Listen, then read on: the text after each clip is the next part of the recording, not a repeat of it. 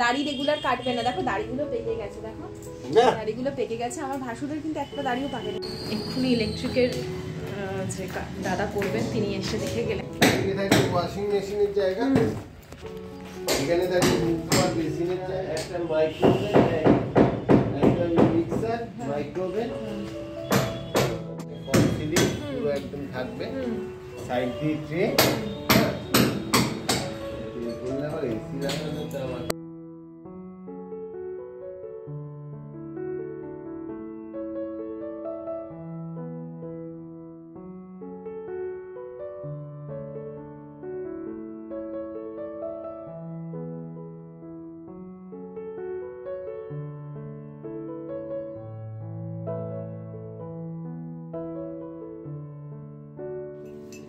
কি গো, ঘরেও টুপি পরে আছো, এত ঠান্ডা লাগছে? খুব ঠান্ডা গো, বাইক চালালে পুরো জমে যাচ্ছে ঠান্ডায়। নাও জিলিপিটা ধরো।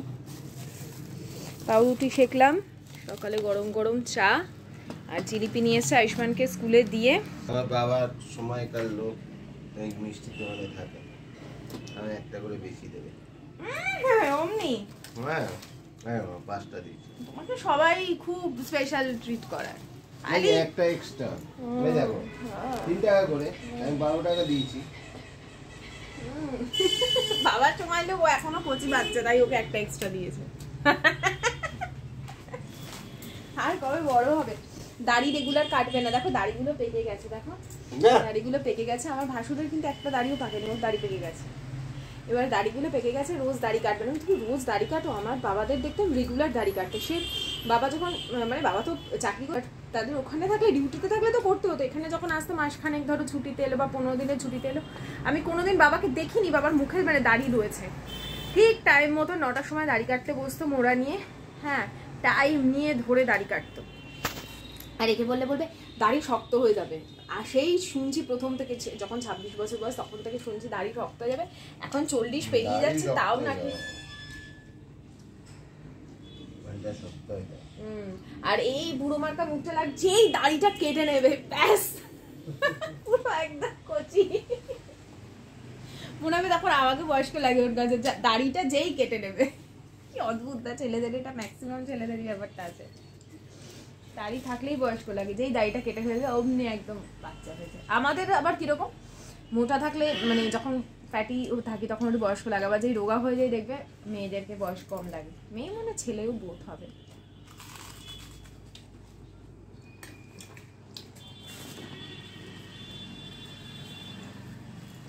পাউরুটিটা দেখো কত কড়া হয়েছে, কড়া কড়া কড়া কড়া কড়া জিলিপি খেতে ভালো লাগে। তোমার তো ওয়েলকামই জানানো হয়নি। আমার সকল বন্ধুদের জানাই অনেক অনেক স্বাগত আমার চ্যানেলে। আশা করছি সকলে খুব ভালো আছো। গত 2 দিন ধরে বেশ ঠান্ডাটা পড়েছে। আজকে সকালে একদম হাইয়েস্ট ঠান্ডা, মানে মনে হচ্ছে কি কেউ যেন বরফের কুচি এনে, হাওয়াটা আসে না আমার এই সাইড দিয়ে হাওয়া আসে। এবার ওই ঘরে গেলে না উত্তরে হাওয়া পুরো আসবে, ওই দিকটা উত্তর দিক, আর বড় জানলা করেছি পুরো উত্তরে হাওয়া। এই সাইড দিয়ে গরমকালে কোনো কষ্ট হবে না, ঘরটা খুব খোলামেলা, খুব হাওয়া।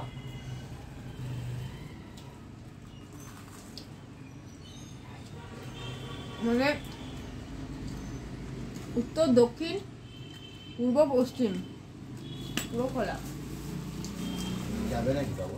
কোথায়? এক্ষুনি ইলেকট্রিকের যে দাদা করবেন তিনি এসে দেখে গেলেন কীভাবে কী করবে, পয়েন্টগুলো দেখিয়ে দিল।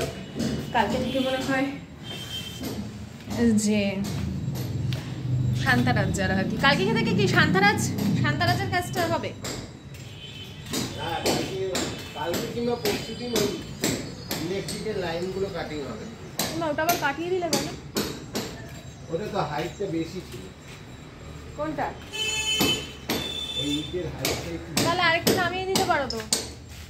যেরকম আমি বলছিলাম নামানো হচ্ছে এখন। কোনটা?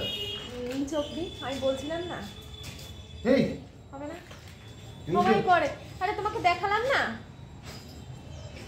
নামানো হলো না, এখন তার নামিয়ে দেবো, হাইট বেশি হয়ে যাবে। মানে বলছিলাম না যে এখন সব আমাকে অনেকে কমেন্ট করেও বলেছে যে পুরোটাই কিছুটা মানে নিচ অব্দি করলে না কেন দিদি, এখন সবাই এরকম করে। তাহলে কত বড় গ্যাপিং হয়ে যাবে বলো তো। ঠিক আছে থাক, ওই থাক। আর গ্রিলও লাগবে তো। গ্রিল লাগবে না। ও আমরা গ্রিল লাগাবো, হ্যাঁ না, ওটাও গ্রিল লাগানো যাবে, গ্রিলের মাপটা অনেক বড়। গ্রিল লাগালে তো ভালো লাগে না দেখতে। তাই গ্রিল না লাগালে সেফটি থাকবে কোথায় তোমার? মাথা খারাপ আছে নাকি? কি ঠান্ডা হাওয়া আসছে। এটাতেই কত সুন্দর লাগবে। হ্যাঁ, কম বড় এটা হয়েছে কিন্তু নাকি জানলা? উত্তরে মানে উত্তর দিকে। আমাদের এটা তাহলে উত্তর উত্তর দিকে কি হাওয়া আছে?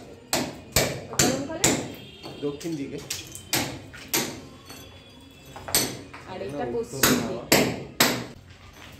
গরমকালে গরম হবে, শীতকালে শীত হবে।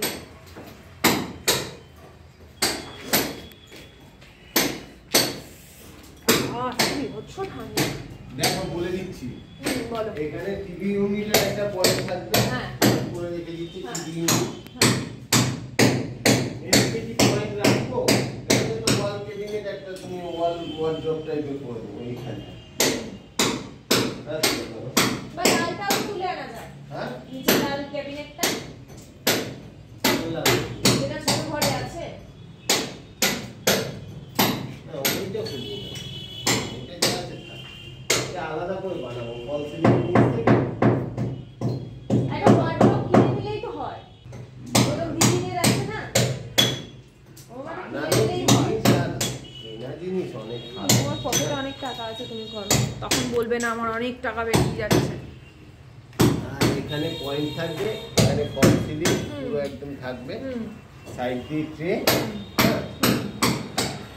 করলে আবার এসি লাগানোটা আবার ট্রে মানে এরকম বার করা থাকবে। ফল সিলিং তার নিচ থেকে এসি লাগাতে সমস্যা না? হাইটে বড় হয়ে যাবে না ওখানটা। এসি দেওয়ালে থাকবে। দেয়ালে গ্যাপিং থাকা চাই না। এদিকে থাকবে ওয়াশিং মেশিনের জায়গা। এখানে থাকবে মুখ ধোয়ার বেসিনের জায়গা। মুখ ধোয়ার না, বাসন ধোয়ার। না, সিঙ্ক তো এখানে থাকবে। ও। এটা তো মুখ ধোয়ার বেসিনের জায়গা রাখবে না, মুখ ধোবে কি? তা এর সাথে করে দেওয়া যাবে না এখানটা? না, এখানটা ওয়াশিং মেশিন। আচ্ছা। এখানে হবে, এখানে একটা মিরার ফিট থাকবে। ঠিক আছে? আর ওদিকে দুটো প্লাগ পয়েন্ট থাকবে। একটা থাকবে একটা মাইক্রোওভেন, একটা মিক্সার, মাইক্রোওভেন, মিক্সার টিক্সার আর একটা ফ্রিজের পয়েন্ট। দুটো চারটে পয়েন্ট থাকবে। বুঝেছো? আর এদিকে একটা চিমনির পয়েন্ট থাকবে, ভবিষ্যতে চিমনি লাগা। আর এখানে একটা আচ্ছা বলছি, আমাদের বাথরুমে ইয়ে দেবে না, ফল সিলিং করবে না? না, বাথরুমে তো ঢালাই হচ্ছে।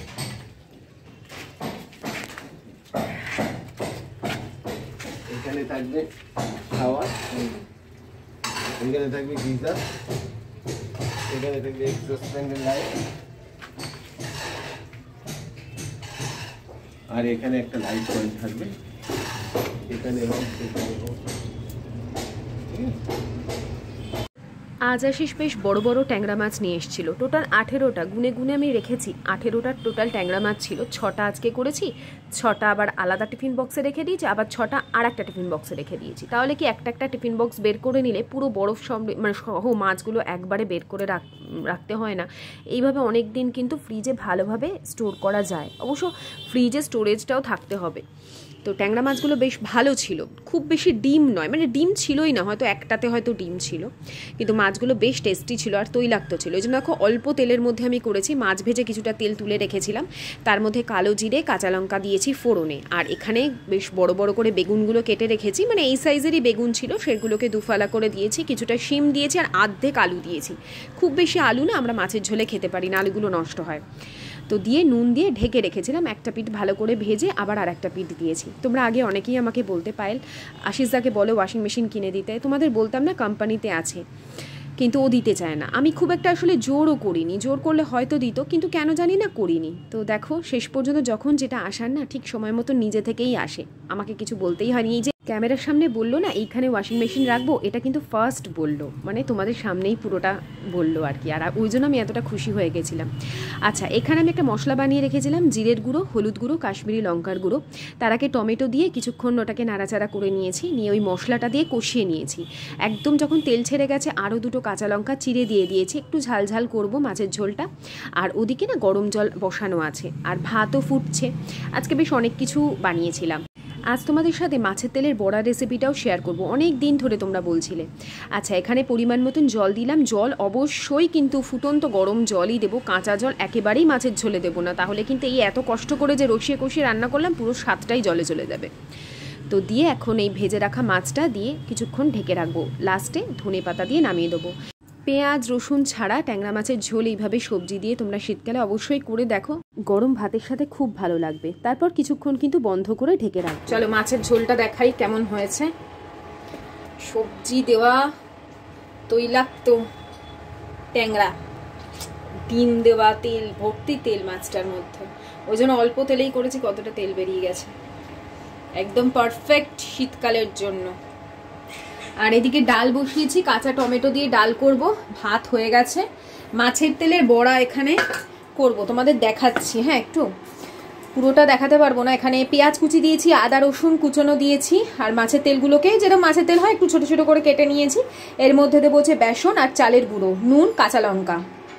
মাছের ঝোল বলো বা মাংসের ঝোল, একটু কিছুক্ষণ না বন্ধ করে গ্যাসে, মানে গ্যাসটা বন্ধ করার পর ঢেকে রাখলে তার স্বাদ আলাদাই হয়। ট্যাংরা মাছ আয়ুষ্মান খায়, কিন্তু তারপরে ওকে একটা ডিমের পোচ করে দিয়েছিলাম, কারণ খুব বেশি ওকে যদি না খেতে চায় সেই জন্য একটা করে রাখি। আর সারাদিনে একটা ডিম তো বাচ্চাকে দেওয়াই যায়। তো এখানে দিয়ে দিলাম চালের গুঁড়ো পরিমাণ মতন আর বেসন। তাহলে কি কি দিলাম? পেঁয়াজ কুচি, লঙ্কা কুচি, আদা রসুন গ্রেট করা, চাইলে বাটাও দিতে পারো। আর তার সাথে দিয়ে দিলাম পরিমাণ মতন বেসন ও 3-4 চামচ মতন চালের গুঁড়ো। চালের গুঁড়োতে মাছের তেলের বড়াটা খুব মচমচে হবে। আমার একটু বেসনটা কম লাগছিল, তাই জন্য আরও আমি 2-3 চামচ মতন বেসন দিয়েছি। এরপর কড়াইয়ের মধ্যে আমি আবার একদম সামান্য তেল দিয়েছি। আসলে এই ট্যাংরা মাছ ভাজার থেকে কিছুটা তেল বাকি ছিল, সেই তেলটুকুতেই পুরো মাছের তেলের বড়াগুলো ভেজে নেব, কারণ মাছের তেলের বড়া ভাজবার সময় সামান্য তেল কিন্তু রিলিজ করে। আমি ইউটিউবে এসেই না প্রথম বেশ কিছু ব্লগারের ব্লগে দেখেছিলাম যে তারা ডাইরেক্ট মাছের তেল কড়াইয়ের মধ্যে দিয়ে আদা রসুন পেঁয়াজ দিয়ে ভাজা ভাজা করে, কিন্তু তাতে মনে হয় যেন পুরো তেলটা তেলের মানে মিশে যায়। হয়তো অনেকে এভাবে খায়, কিন্তু আমি না বাপের বাড়িতে খেয়েছি না মানে আমার শ্বশুর বাড়িতে খেয়েছি। আমরা মানে সব সময় এরকম বরাবর মাকেও দেখেছি বড়া করে খেতে, আর শাশুড়িকে বা যাকেও তাই দেখেছি। তো আমিও যথারীতি সেটাই শিখেছি। আর কোনোদিন আমি কড়াইতে তেল দিয়ে কষিয়ে করিনি। হ্যাঁ, বাঁধাকপিতে বা আলাদা করে কোনো চচ্চড়িতে মাছের তেলের সেটা আলাদা জিনিস, কিন্তু এই বড়াটা খেতে আমাদের ভাত দিয়ে অসম্ভব ভালো লাগে। তোমরা করে একবার খেয়ে আমাকে জানিও, মানে যারা খাওনি, আবার অনেকেই খায়, কিন্তু যারা করোনি আমার তো দেখে এখনও মানে লোভ লাগে, এত টেস্টি। আর বিশেষ করে এই শীতকালে কিন্তু এই ধরনের খাবারগুলো খাওয়া যায়, গরমকালে আবার খেতে পারবে না, মানে সারাদিন কেমন একটা মাছের তেলের গন্ধ লাগতে থাকবে। তো যাই হোক, এখানে হয়ে গেছে, বড়াগুলো করে নিয়েছি। আর দেখো কি সুন্দরভাবে এক একটা বড়া এরকমভাবে উঠে যাচ্ছে, কত অল্প তেলে করলাম। তো অবশ্যই কিন্তু বাড়িতে তোমরা একবার ট্রাই করো। আর ওইদিকে কাঁচা টমেটো দিয়ে ডাল করে নিয়েছি, তার সাথে আলু ভাতে মাখা থাকবে কাঁচা পেঁয়াজ আর সর্ষের তেল দিয়ে। ট্যাংরা মাছের ঝোল তো হয়েই গেছে, এইটাই ছিল মেনুতে। তারপরে মানে অনেক বড় ব্লগ আজকে শ্যুট করেছি, কিন্তু ছোট দেখে দিলাম, আমার এডিটিংয়ে একটু সুবিধা হবে তাই। এর পরের পার্টটা নেক্সট ব্লগে দেবো। অনেক কিছু শেয়ার করা আছে, তোমাদের খুব উপকারে আসবে, এইটুকু বলতে পারি। আর দেখছো তো বড়াগুলো কি সুন্দর হয়েছে, একদম গোটা গোটা। মানে কোনো জায়গা থেকে একটু ভেঙে যায়নি, ছড়িয়ে যায়নি, তার সাথে সাথে কিন্তু পুরো মচমচেও থাকবে, আর কোথাও থেকে গলে তেল বেরিয়ে যাবে এমনও হবে না, অতিরিক্ত তেলও বেরোবে না।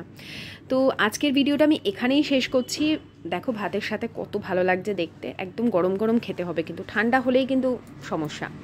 তো চলো আজকের মতন বিদায় নিচ্ছি, আবার আসছি আগামীকাল। ততক্ষণের জন্য সকলে খুব ভালো থেকো, টাটা, বাই বাই, সায়োনারা।